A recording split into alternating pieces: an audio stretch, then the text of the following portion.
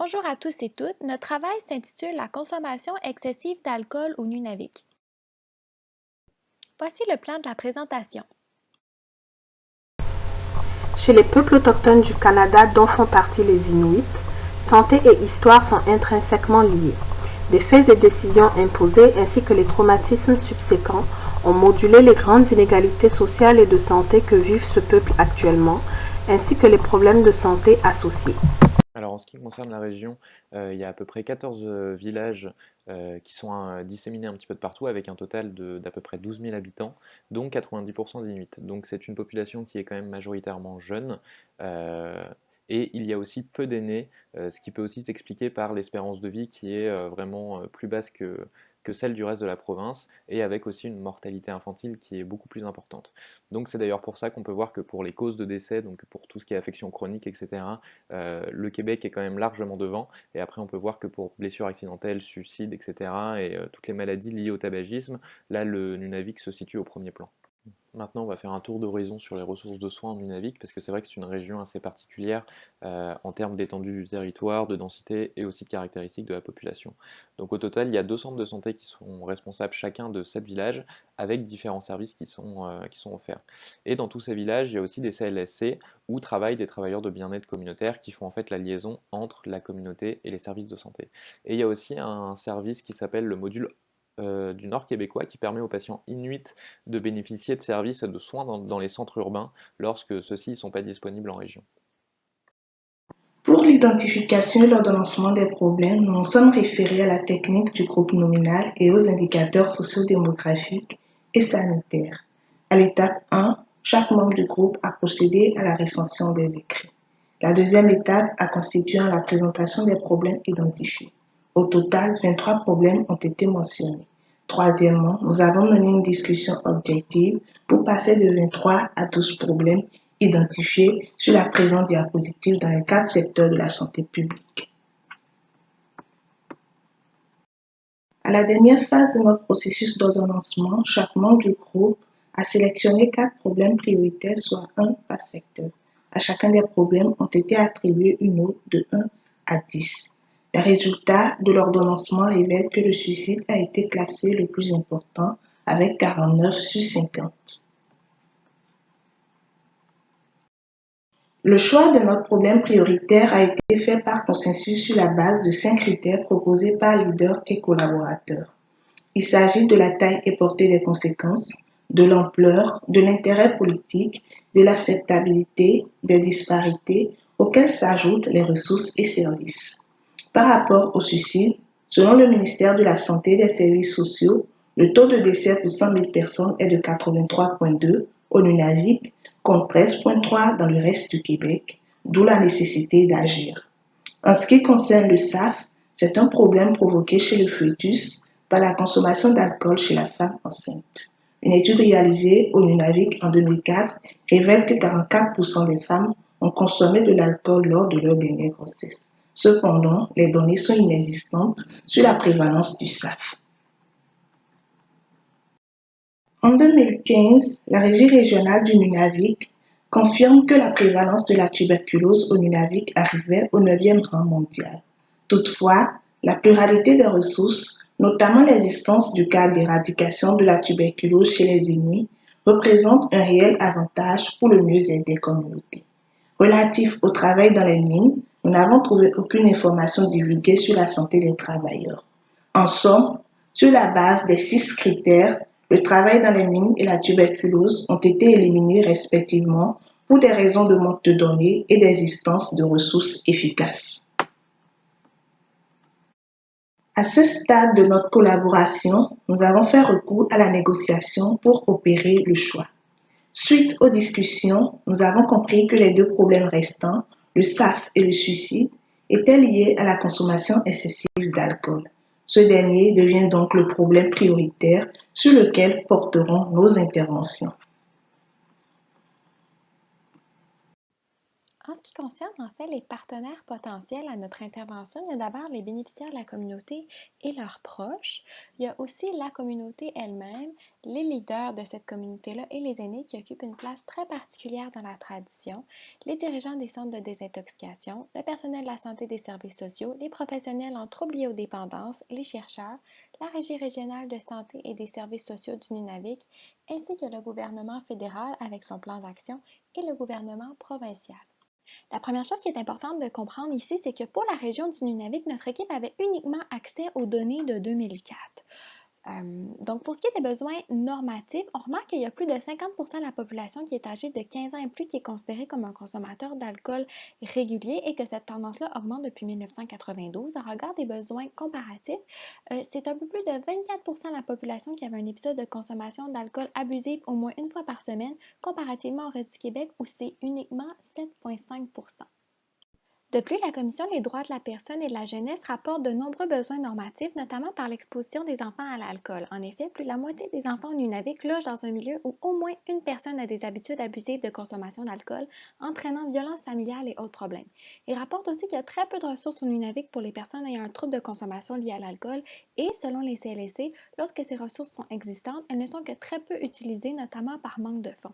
Ce document reconnaît ainsi le besoin du Nunavik d'avoir plus de centres de prévention et de traitement, plus d'intervenants qualifiés et recommande aussi un programme d'intervention en dépendance spécialisée. Donc, en regard des besoins exprimés et ressentis, ce sont d'abord les jeunes qui rapportent que la consommation d'alcool est une problématique dans leur milieu. En effet, dans l'étude qualitative qui a été menée par Perrault et Vracas auprès des jeunes, cette consommation d'alcool-là commencerait dès le plus jeune âge et serait très répandue dans la communauté. Les jeunes rapportent aussi avoir perdu contact avec leurs parents et avoir des mauvais souvenirs en lien avec cette consommation d'alcool. Les jeunes rapportent même que si le prix d'alcool est élevé dans la communauté et qu'il y existe certaines interdictions, la contrebande est présente. Dans la même étude, les jeunes identifient des solutions que les auteurs vont définir en 5 catégories, soit l'expression, l'utilisation de modèles, l'augmentation des capacités parentales, un meilleur esprit communautaire et l'offre de stabilité et de positif dans la vie des gens. Je vous laisse lire les verbatims ici sur la diapositive. En regard des besoins exprimés et ressentis, il y a plusieurs de ses collaborateurs qui rapportent quant à eux dans une étude qualitative les barrières d'accès à la résolution de problèmes liés à la consommation abusive d'alcool. D'abord, selon eux, la contrebande est importante dans cette communauté qui se veut sèche normalement, donc qui n'autorise pas la vente d'alcool. En ce sens, les Inuits rapportent que le système actuel de justice n'est pas adéquat et le trouve lent et n'incluant pas assez la communauté. Effectivement, traditionnellement, les communautés Inuits accordent beaucoup de place aux aînés, aux guérisseurs traditionnels, à la famille et à la communauté en général pour faire face aux problèmes.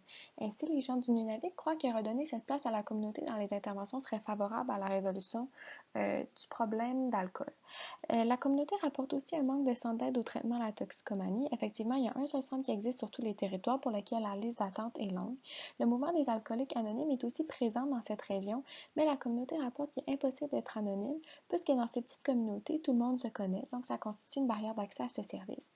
Aussi, en réponse à l'aide extérieure, les Nunavik expriment vraiment un besoin de formation de leur propre communauté dans toute la littérature qu'on a consommée.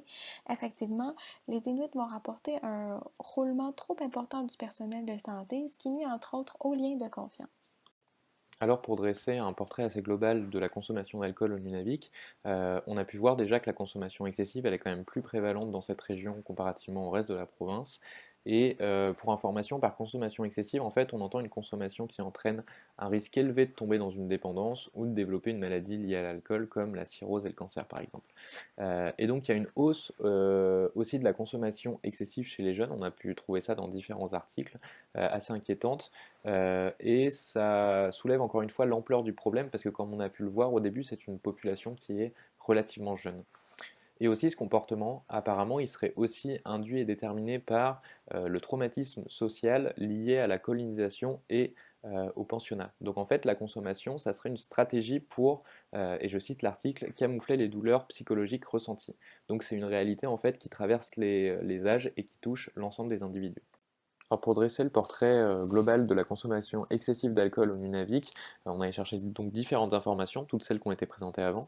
Donc juste, qu'est-ce qu'une consommation excessive déjà? C'est en fait une consommation qui entraîne un risque élevé de tomber dans une dépendance ou de développer une maladie liée à l'alcool. On a pu donc fouiller dans différentes études pour voir que la consommation excessive elle est en moyenne plus prévalente dans cette région-là, avec spécifiquement une hausse inquiétante chez les filles. Et comme on avait pu le voir tout au début, c'est une population qui est relativement jeune, qui témoigne donc de l'importance du problème. Et aussi, ce phénomène et ce comportement, il serait aussi déterminé par le traumatisme social lié à la période de la colonisation et au pensionnat. Et en fait, ça serait une stratégie pour camoufler les douleurs psychologiques ressenties. Et donc, c'est une réalité en fait qui traverse les âges et qui touche donc l'ensemble de la communauté et l'ensemble des individus. Au niveau économique, on a pu trouver que, en moyenne, les ménages au Nunavik ils dépensent quand même plus pour l'alcool comparativement au reste de la province. Et ce produit y est aussi beaucoup plus cher, notamment à cause du coût de transport et d'entreposage. Mais tout ça, ça a pour conséquence en fait de créer et d'alimenter tout un marché noir et une contrebande autour de ce produit. Donc plus de dépenses des ménages additionnées à un produit qui est quand même extrêmement cher, ça peut être source de vulnérabilité économique et donc à risque de développer des problèmes connexes comme par exemple des conflits familiaux. Et donc finalement, il y a aussi la littérature qui identifie beaucoup de manque de ressources parce qu'il n'y a qu'un seul centre de traitement où il y a 45 places, donc c'est limité. Il n'y a pas de service pour traiter des problèmes connexes comme on vient de le citer juste avant. Il y a aussi une surutilisation des cellules de dégrisement et un manque de personnel.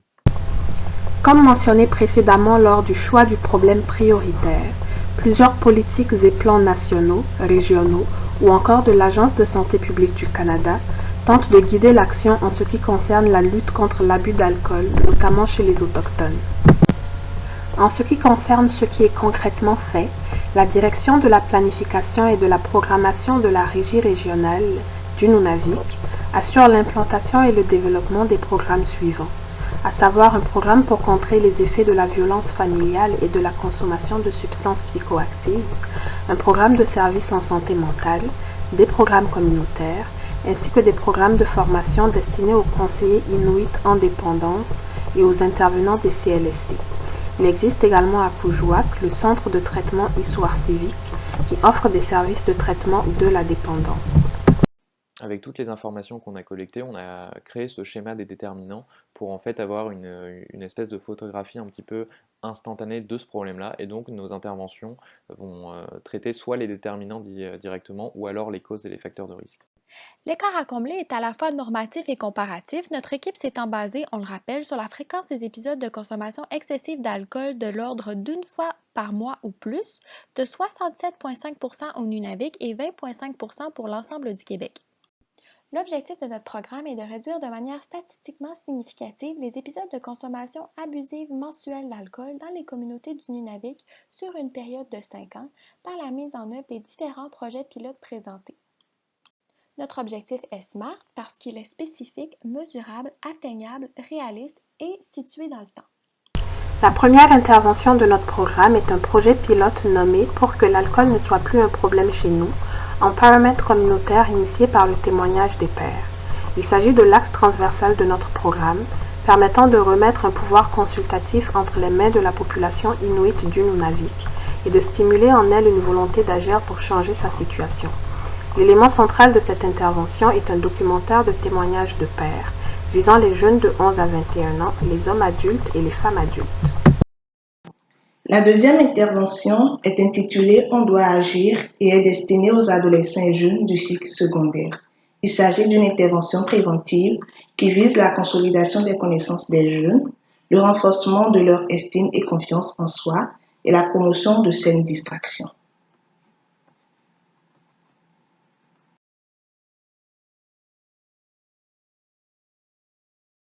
Donc, la troisième intervention dont je vais vous parler s'appelle le CRAFT. CRAFT, c'est un acronyme pour Community Reinforcement and Family Training. Donc, en fait, il s'agit d'une intervention basée sur la famille qui s'adresse principalement aux membres de la famille des personnes ayant une dépendance à l'alcool, refusant ou n'étant pas sous traitement. Ce membre-là, on va l'appeler le CSO, le Concerned Significant Other. Donc, les objectifs de ce projet-là, c'est vraiment d'augmenter les chances que la personne dépendante débute un traitement, diminuer la consommation et améliorer la qualité de vie du CSO. Donc, en fait, je vous laisse ici le modèle logique si vous voulez le lire avec l'étude de Calabria, qui est une étude qui a été menée auprès de populations aborigènes en Australie, qui est très, très intéressante aussi. Tous les détails sont dans le document.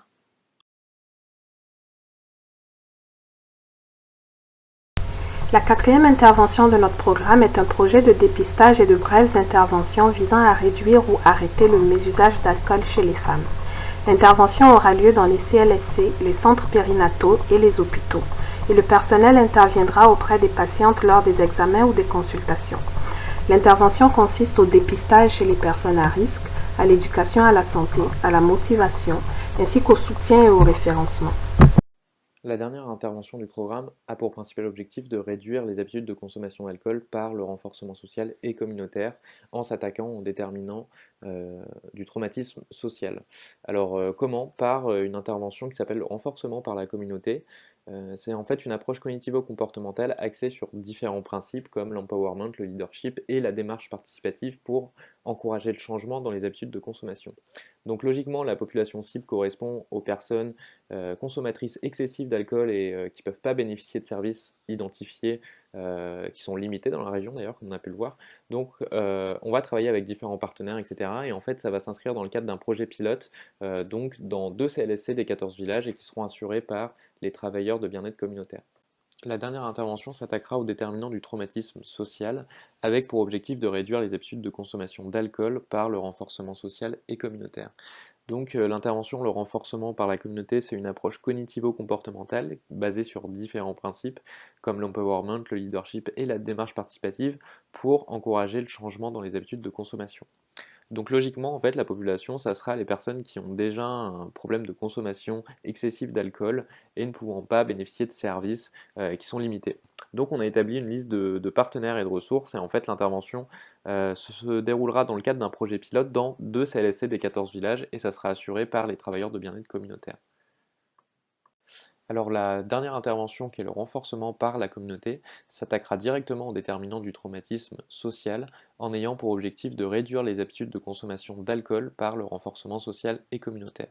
Donc simplement, cette approche, en fait, elle est cognitivo-comportementale et elle s'axe sur différents principes comme l'empowerment, le leadership et la démarche participative pour encourager le changement dans les habitudes de consommation. Donc la population cible, c'est les personnes qui sont consommatrices excessives d'alcool.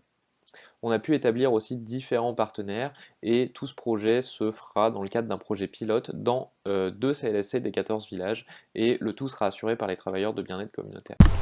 Les différentes interventions de notre programme se sont arrimées sur le présent cadre conceptuel afin de nous assurer de leur complémentarité.